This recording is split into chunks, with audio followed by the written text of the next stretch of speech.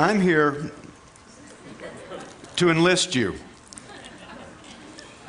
in helping reshape the story about how humans and other critters get things done. Here's the old story. We've already heard a little bit about it. Biology is war, in which only the fiercest survive. Businesses and nations succeed only by defeating, destroying, and dominating competition. Politics is about your side winning at all costs. But I think we can see the very beginnings of a new story beginning to emerge. It's a narrative spread across a number of different disciplines in which cooperation, collective action, and complex interdependencies play a more important role, and the central, but not all-important role of competition and survival of the fittest shrinks just a little bit to make room. I started thinking about the relationship between communication, media, and collective action when I wrote Smart Mobs, and I found that when I finished the book, I kept thinking about it. In fact, if you look back, human communication, media, and the ways in which we organize socially have been co-evolving for quite a long time. Humans have lived for much, much longer than the approximately 10,000 years of settled agricultural civilization in small family groups. Nomadic hunters bringing down rabbits, gathering food. The form of wealth in those days was enough food to stay alive. But at some point, they banded together to hunt bigger game. And we don't know exactly how they did this, although they must have solved some collective action problems. It only makes sense that you can't hunt mastodons while you're fighting with the other groups. And again, we have no way of knowing, but it's clear that a new form of wealth must have emerged. More protein than the hunter's family could eat before it rotted. So that raised a social question that I believe must have driven new social forms. Did the people who ate that mastodon meat owe something to the hunters and their families? And if so, how do they make arrangements? Again, we can't know, but we can be pretty sure that some form of symbolic communication must have been involved. Of course, with agriculture came the first big civilizations, the first cities built of mud and brick, the first empires. And it was the administrators of these empires who began hiring people to keep track of the wheat and sheep and wine that was owed and the taxes that was owed on them by making marks on clay in that time. And not too much longer after that, the alphabet was invented. And this powerful tool was really reserved for thousands of years for the elite administrators who kept track of accounts for the empires. And then another communication technology enabled new media. The printing press came along, and within decades, millions of people became literate. And from literate populations, new forms of collective action emerged in the spheres of knowledge, religion, and politics. We saw scientific revolutions, the Protestant Reformation, constitutional democracies possible where they had not been possible before. Not created by the printing press, but enabled by the collective action that emerges from literacy. And again, new forms of wealth emerged. Now, commerce is ancient. Markets are as old as the crossroads. But capitalism, as we know it, is only a few hundred years old, enabled by cooperative arrangements and technologies such as the joint stock ownership company, shared liability insurance, double entry bookkeeping. Now, of course, the enabling technologies are based on the internet. And in the many-to-many era, every desktop is now a printing press, a broadcasting station, a community, or a marketplace. Evolution is speeding up.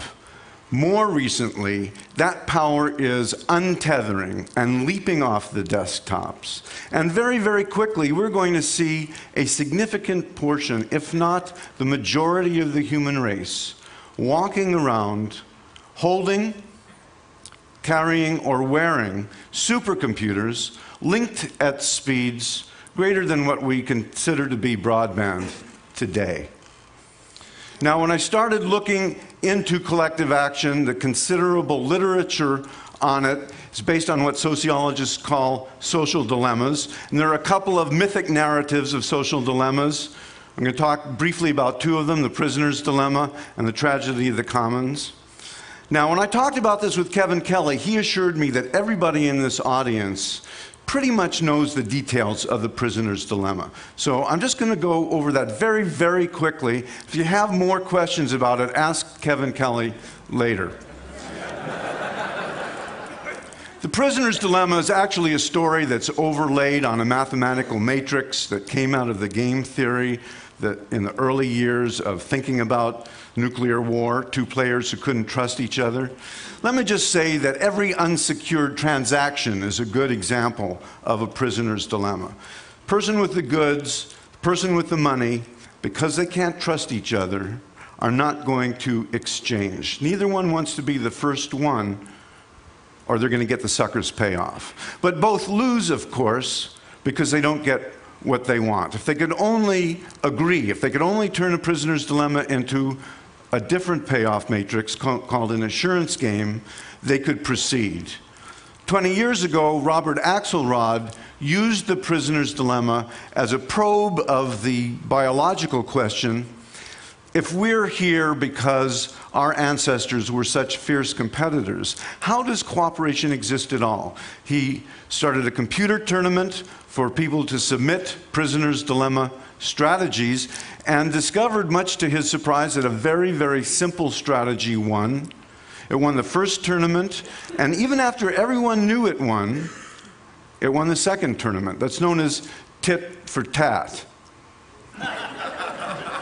Another economic game that may not be as well known as the prisoner's dilemma is the ultimatum game. And it's also a very interesting probe of our assumptions about the way people make economic transactions. Here's how the game's played. There are two players. They've never played the game before. They will not play it again. They don't know each other, and they are, in fact, in separate rooms. First player is offered $100 and is asked to propose a split. 50-50, 90-10, whatever that player wants to propose. The second player either accepts the split, both players are paid, and the game is over, or rejects the split, neither player is paid, and the game is over. Now, the fundamental basis of neoclassical economics would tell you it's irrational to reject a dollar because somebody you don't know in another room is going to get 99. Yet, in thousands of trials with American and European and Japanese students, a significant percentage would reject any offer that's not close to 50-50. And although they were screened and didn't know about the game and had never played the game before, proposers seem to innately know this because the average proposal was surprisingly close to 50-50. Now, the interesting part comes in more recently when anthropologists began taking this game to other cultures and discovered to their surprise that slash and burn agriculturalists in the Amazon, or nomadic pastoralists in Central Asia, or a dozen different cultures, each had radically different ideas of what is fair. which suggests that instead of there being an innate sense of fairness, that somehow the basis of our economic transactions can be influenced by our social institutions, whether we know that or not. The other major narrative of social dilemmas is the tragedy of the commons. Garrett Hardin used it to talk about overpopulation in the late 1960s. He used the example of a common grazing area in which each person, by simply maximizing their own flock, led to overgrazing and the depletion of the resource. He had the rather gloomy conclusion that humans will inevitably despoil any common pool resource in which people cannot be restrained from using it. Now, Elinor Ostrom, a political scientist in 1990, asked the interesting question that any good scientist should ask, which is it really true that humans will always despoil commons? So she went out and looked at what data she could find.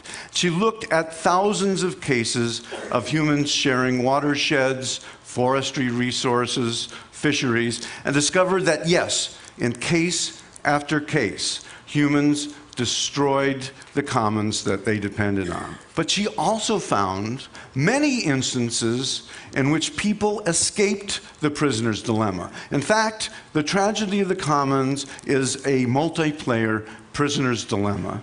And she said that people are only prisoners if they consider themselves to be. They escape by creating institutions for collective action. And she discovered, I think, most interestingly, that among those institutions that worked, there were a number of common design principles. And those principles seem to be missing from those institutions that don't work. I'm moving very quickly over a number of disciplines. In biology, the notions of symbiosis, group selection, evolutionary psychology are contested, to be sure. But there is really no longer any major debate over the fact that cooperative arrangements have moved from a peripheral role to a central role in biology, from the level of the cell to the level of the ecology. And again, our notions of individuals as economic beings have been overturned. Rational self-interest is not always the dominating factor. In fact, people will act to punish cheaters, even at a cost to themselves. And most recently, neurophysiological measures have shown that people who punish cheaters in economic gains show activity in the reward centers of their brain, which led one scientist to declare that altruistic punishment may be the glue that holds societies together. Now, I've been talking about how new forms of communication and new media in the past have helped create new economic forms. Commerce is ancient. Markets are very old. Capitalism is fairly recent. Socialism emerged as a reaction to that. And yet we see very little talk about how the next form may be emerging. Jim Surowiecki briefly mentioned Yochai Benkler's paper about open source, pointing to a new form of production, peer-to-peer production. I simply want you to keep in mind that if in the past new forms of cooperation enabled by new technologies create new forms of wealth, we may be moving into yet another economic form that is significantly different from previous ones. Very briefly, let's look at some businesses. IBM, as you know, HP, Sun, some of the most fierce competitors in the IT world are open sourcing their software, are providing portfolios of patents for the commons. Eli Lilly, in, again, the fiercely competitive pharmaceutical world, has created a market for solutions for pharmaceutical problems. Toyota, instead of treating its suppliers as a marketplace, treats them as a network and trains them to produce better, even though they are also training them to produce better for their competitors. Now, none of these companies are doing this out of altruism. They're doing it because they're learning that a certain kind of sharing is in their self-interest. open source production has shown us that world-class software, like Linux and Mozilla, can be created with neither the bureaucratic structure of the firm nor the incentives of the marketplace as we've known them. Google enriches itself by enriching thousands of bloggers through AdSense. Amazon has opened its application programming interface to 60,000 developers. Countless Amazon shops. They're enriching others not out of altruism, but as a way of enriching themselves. eBay solved the prisoner's dilemma and created a market where none would have existed by creating a feedback mechanism that turns a prisoner's dilemma game into an assurance game. Instead of neither of us can trust each other, so we have to make suboptimal moves, it's you prove to me that you're trustworthy and I will cooperate. Wikipedia has used thousands of volunteers to create a free encyclopedia with 1.5 million articles in 200 languages in just a couple of years. We've seen that ThinkCycle has enabled NGOs in developing countries to put up problems to be solved by design students around the world, including something that's being used for tsunami relief right now. It's a mechanism for rehydrating cholera victims that's so simple to use that illiterates can be trained to use it. BitTorrent turns every downloader into an uploader, making the system more efficient the more it is used. Millions of people have contributed their desktop computers when they're not using them to link together through the internet into supercomputing collectives that help solve the protein folding problem for medical researchers that's folding at home at Stanford, to crack codes, to search for life in outer space. I don't think we know enough yet. I don't think we've even begun to discover what the basic principles are, but I think we can begin to think about them. And I don't have enough time to talk about all of them, but think about self-interest. This is all about self-interest that adds up to more. In El Salvador, both sides that withdrew from their civil war took moves that have been proven to mirror a prisoner's dilemma strategy. In the US, in the Philippines, in Kenya, around the world, citizens have self-organized political protests and get-out-the-vote campaigns using mobile devices and SMS. Is an Apollo project of cooperation possible, a transdisciplinary study of cooperation? I believe that the payoff would be very big. I think we need to begin developing maps of this territory so that we can talk about it across disciplines. And I am not saying that understanding cooperation is going to cause us to be better people. And sometimes people cooperate to do bad things. But I will remind you that a few hundred years ago, people saw their loved ones die from diseases they thought were caused by sin or foreigners or evil spirits. Descartes said we need an entire new way of thinking. When the scientific method provided that new way of thinking and biology showed that microorganisms cause disease, suffering was alleviated. What forms of suffering could be alleviated? What forms of wealth could be created if we knew a little bit more about cooperation? I don't think that this transdisciplinary discourse is automatically going to happen. It's going to require effort. So I enlist you to help me get the cooperation project started. Thank you.